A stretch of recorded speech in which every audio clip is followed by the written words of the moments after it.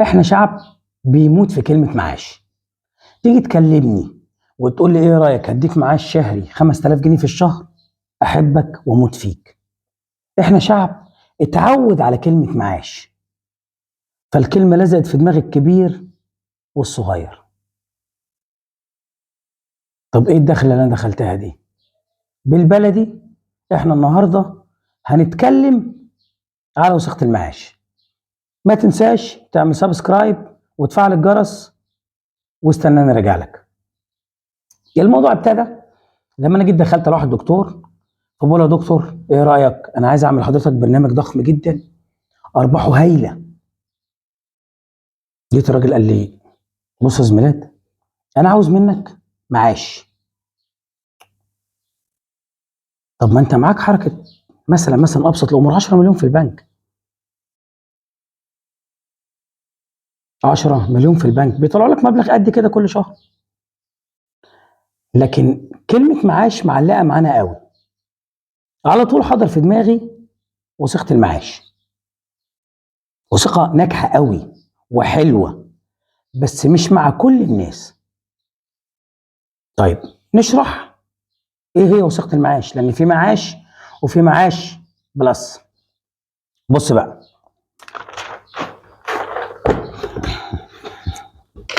التأمين فيها بيكون على فرد واحد بس. مدة الوثيقة لا تقل عن 15 عام، يعني ما ينفعش اعملها 10 سنين، لا، هي لا تقل عن 15 سنة ولا تزيد عن 30. طيب، هل مرتبطة بسن استحقاق؟ سن الاستحقاق بتاعها ان العميل عند سن الاستحقاق او الاسترداد بيكون عمره 50 55 60 65. طب يعني انا لو عندي 25 سنه وانت بتقول لي ان اقل مده 15، بس لازم يكون عندي وانا بستحق اقل حاجه 50، تمام. يعني لو عندي 25 اعملها كام سنه؟ تعملها لمده 25 30 35 40 25 سنه،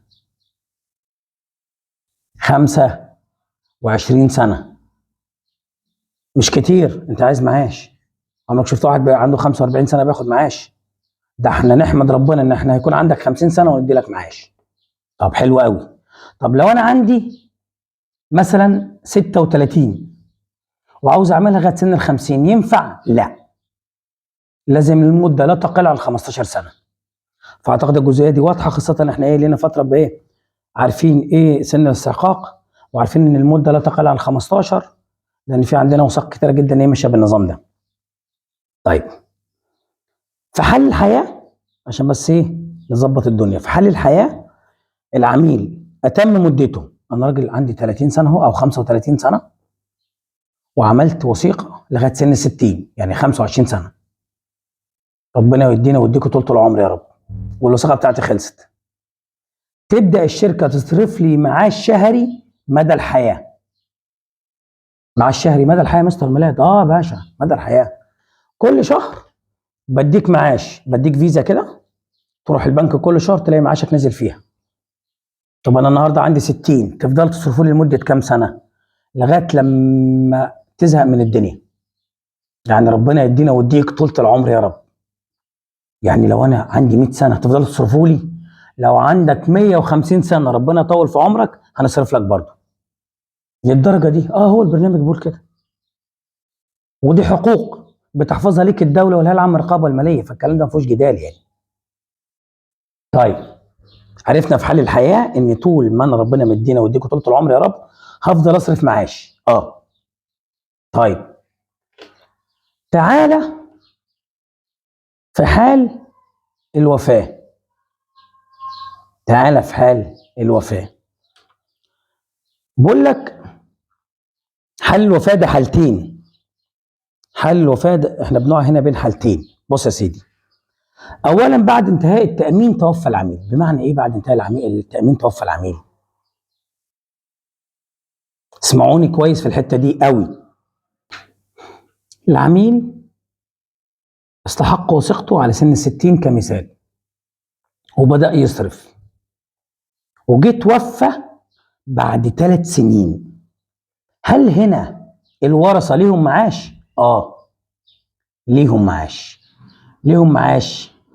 احنا المعاش لما بتيجي تقبضه الحد الأدنى للصرف 15 سنة، حد أدنى للقبض 15 سنة، يعني حد أدنى لمدة الوثيقة 15 وحد أدنى للقبض 15. يعني إيه؟ يعني العميل عندي مهما راح أو جه مش هيقبض أقل من 15. طب مرتبطة بالوفاة، زي الحالة اللي احنا بنحكي فيها. هو العميل اتوفى قبض، هو العميل استحق على سن 60 وتوفى وهو عنده 63، كده المفروض الورثة ليهم في ذمتنا 12 سنة، يعني هيصرفوا الورثة 12 سنة. الورثة هيصرفوا 12 سنة. تمام. بمعنى ان العميل صرف 3 سنين حلال عليه، بعد الوفاة بيتم صرف سنة كاملة لأهل المتوفي، حاجة اسمها مصاريف جنازة. كده هم خدوا من 12 سنة، وهم ليهم في ذمتنا 11 سنة كل شهر ياخدوا المعاش المتفق عليه. طب وبعد ال 11 صباح الخير يا جاري، انت في حالك وانا في حالي. طيب ولو العميل توفى خلال مدة التأمين، يعني أنا مأمن لها 5 سنين ووفاتني المنية لا قدر الله، إيه اللي يحصل؟ موضوع بسيط، برضه ليكم في ذمتنا الورثة 15 سنة، بس ال 15 هنا سنة إيه كاملين، لأن العميل ما لحقش يصرف. بمعنى العميل مأمن أهو وتوفى بعد 5 سنين، بعد ال5 سنين يتم صرف إيه؟ سنة كاملة مصاريف جنازة. كده هم ليهم في ذمتنا 14 سنة يتم صرف كل شهر حتى انتهاء ايه؟ باقي السنين اللي هي ال 14. حلوة؟ طبعا حلوة، طبعا جدا حلوة. تمام، وهناخد مثال في النهاية نوضح بيه كل العك ده. طيب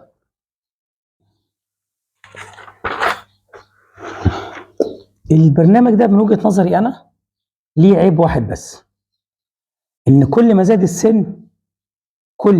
السن أصبح البرنامج ده مكلف جدا على العميل. أقصى سن تأميني ال50 مش ال49. يعني عندك 51 ينفع تأمن؟ لا، لو عندك 50 ويوم ما ينفعش، لأن قلنا إن الحد الأدنى 15، ف50 51 لا، بس هتبقى مكلفة عليك. طيب أولا إزاي أبيع البرنامج وإزاي أحسبه للعميل وإزاي أكسب من وراه وأقنع العميل بيه؟ أنا داخل على واحد دكتور، لو أنت دخلت عليه وقلت له يا دكتور إيه رأي معاليك هعمل لك برنامج استثماري، البرنامج ده هيديك في نهاية المدة 3 مليون جنيه بعد 20 سنة، ده دخلتك أنت. أنا بقى دخلت عليه قلت له يا دكتور إيه رأي معاليك في معايا برنامج، طبعا بعد ما قعدنا وحكينا يعني، في معايا برنامج، البرنامج ده بيديك معاش شهري 10000 جنيه وبيديك مكافأة نهاية خدمة 1,600,000، وال 10000 جنيه دي مدى الحياة، والاتنين بتاخدهم في وقت واحد. هو هنا بدأت دماغه ايه تنور، انت قلت له 3 لكن انا قلت له 1,600,000 بس قلت له ليك معاش شهري عندي في الشهر 10000 جنيه كمان، انت قلت له 3 مليون، انا خلال بالظبط ابسط الامور 10 سنين هو هيكون قابض مني 1,200,000. هو مش كل سنه بياخد مني تقريبا 120,000 جنيه معاش بعد سن الاستحقاق، يعني في 10 سنين هيكون قابض مني 1,200,000 وانا كده كده مديله 1,600,000 مكافاه نهايه خدمه. الناس بتلزق معاها كلمه معاش، وجرب الدخلتين وهتعرف الفرق، ولكل قاعده شواذ. طيب تعالوا نحسبها. عميل عنده 35 سنه قلت له يا دكتور هدفع حضرتك في الشهر 5000 جنيه، وخلي بالكم 5000 جنيه دي حاجه يعني مبلغ بسيط جدا بالنسبه للدكتور، ده ال 5000 جنيه دول بيطلعهم في يوم. انا بقى هعمل لك معاش ومكافاه نهايه خدمه، هدفع حضرتك 5000 جنيه يا فندم، وهاجي على سن 60 هدي حضرتك 1,600,000 قابله للزياده، مكافاه نهايه خدمه او مكافاه تقاعد، وهبدا ادي حضرتك معاش شهري 10000 جنيه، وده ما بيأثرش بأي صورة من الصور على المعاش بتاع التأمينات الاجتماعية أو من أي جهة أخرى. ده أوفر، ده زيادة بتاخده فوق المعاشات اللي أنت عاملها بره تاني، فأنا ما بيأثرش عليك ولا بيضرك في أي حاجة، بل بالعكس. طب إزاي وتتحسب إزاي؟ الموضوع بسيط. قلنا إن العميل عنده 35 سنة، نروح فاتحين كتاب التعريفة أو نحسبها على البرنامج بتاع الموبايل. أنا فتحت أهو، تمام، جبت سن ال 35 اهو، مكتوب من فوق في كتاب التعريفة القسط الشهري لكل معاش شهري وقدره 100 جنيه. طب انا مش عاوز 100، انا عاوز 10، عاوز 10، فبالتالي هضرب القسط اللي ظهر قدامي في 10000. بمعنى انا مثلا هنا ادي 35، واللي عاوز صورة التعريفة ممكن ابعتها له او هو يلاقيها عند زمايله كتير يعني. فالعامل عنده 35، قسطه لكل 100 جنيه معاش 24 جنيه و30 قرش، يعني هو المفترض ان قسطه الشهري 24 جنيه و30 قرش عشان يقبض في نهايه المده معاش 100 جنيه. طيب تعالوا نحسبها. انا عايز العميل ده ياخد 10000 جنيه، فانا عندي كام 100 في ال 10000؟ عندي 100 100 فبضرب 100 في 24 و30 قرش بتطلع ب 2430 جنيه. يعني انا عشان اخد معاش 10000 جنيه في الشهر، وانا راجل النهارده عندي 35 سنه وعاوز اقبض على سن 60، عاوز اخد 10000 جنيه في الشهر، قسط يبقى 2430 جنيه في الشهر. ايوه، حلو خالص. يبقى ال 5000 جنيه اللي هدفعهم الدكتور في الشهر هاخد منهم 2430 جنيه. تمام تمام. وال 2570 جنيه الباقيه احطها في وثيقه الاستثمار. طيب عرفنا وثيقه الاستثمار، هنضرب ال 2570 او ال 2500 في ال 25 سنه الباقيه، هيطلع تقريبا مبلغ التأمين 750 ألف جنيه، هياخد عليهم تقريبا 900 أرباح، هيطلع الإجمالي بتاع وثيقة الاستثمار 1,650,000. حلال عليك. طيب إزاي نحسب مبلغ التأمين بتاع وثيقة المعاش؟ لا تعالى لي هنا عشان دي حسبة جامدة. فحسبة مبلغ التأمين بتاع المعاش حدوتة تانية.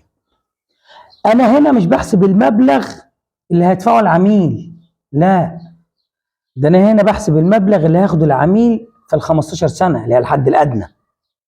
مش احنا قلنا ان العميل الحد الادنى انه يقبض معاش لا يقل عن 15 سنه، وده في حاله الوفاه. يعني العميل لو مات بعد 5 سنين وهو مأمن، الورثه يقبضوا 15 سنه معاش شهري لا يقل عن 15 سنه، ولكن تزيد في حاله الحياه. طول ما العميل عايش هيقبض، طول ما العميل عايش هيقبض. معلش مش عايزكم تتوهوا معايا، بس هي ملخبطه، حاجه بسيطه بس ركز معايا. طيب يعني انا هنا بحسب مبلغ التأمين على ال 15 سنه. بمعنى مش قلنا ان العميل في المثال بتاع العميل اللي بنحكي عليه الدكتور اللي عنده 35 سنه طلعنا له معاش 10000 جنيه في الشهر؟ ايوه، هتكتب له توتال المعاش في ال 15 سنه، يبقى هتكتب له مبلغ التأمين بتاعه 1,800,000. ده مبلغ التأمين اللي هتكتب للعميل في المعاش، لان انا بكتب له توتال اللي هياخده في الحد الادنى في ال 15 سنه 1,800,000.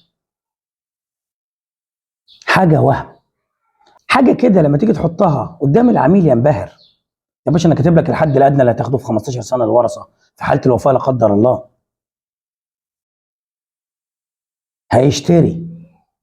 هيشتري منك بالاول، لان احنا شعب بيعشق المعاش وبيعشق مكافاه نهايه الخدمه الكبيره، وفي نفس الوقت انت امنت له مستقبله ومستقبل ولاده، ده 10000 جنيه في الشهر، وهو يا دوبك دافع كام؟ دافع 5000 جنيه. انت لو حسبت له توتال المدفوع في المده كلها، لا ده قابض كويس جدا على فكره، جدا. احنا بنتكلم في ايه؟ وصلت؟ سوري بس للتوضيح، هو العامل كان دافع كام في وثيقه المعاش؟ العامل كان دافع 2430 جنيه في 25 سنه. العامل كان دافع 729000.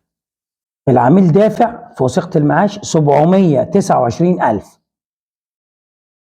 هيقبض توتال المكتوب في الوثيقة 1,800,000 ناقص 1,800,000 اهو.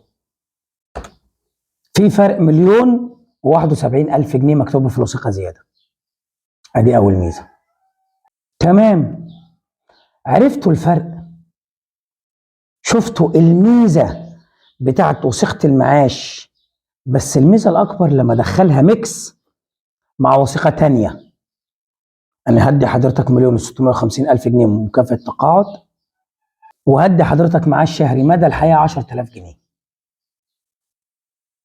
هيشتري، والله العظيم هيشتري. خد من أخوك، ما تضيعش الفرصة دي من إيدك، واشتغل صح، واشتغل على الشريحة الصح. ما تروحش الموظف معاه 200 300 جنيه في الشهر وتقول له ادفعهم ويجي بعد 6 شهور يلغي معاك، هتلبس في حيطة. احنا عاملين زي ديناصور كبير ما بياكلش غير سمك صغير. ليه؟ البلد مليانة، واحنا أولى واحنا أقوى. وضعنا المالي، وضعنا المادي، الخبرة، عدد السنين. يا جماعة احنا أقوى واحنا أحسن، بس الحاجة اللي ناقصانا شوية الترتيب، المظهر الكويس، الشياكة، المعلومة، وإنك تتعلم البيع صح. العميل مش هياكلك والله العظيم.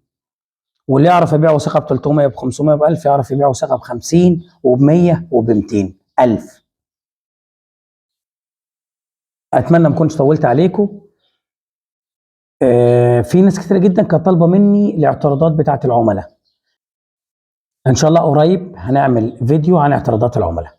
ما تنساش تعمل سبسكرايب وتفعل الجرس عشان خاطر لو في حاجه جديده انا بنزلها على القناه بتاعتي توصلك بسرعه. نهاركم سعيد.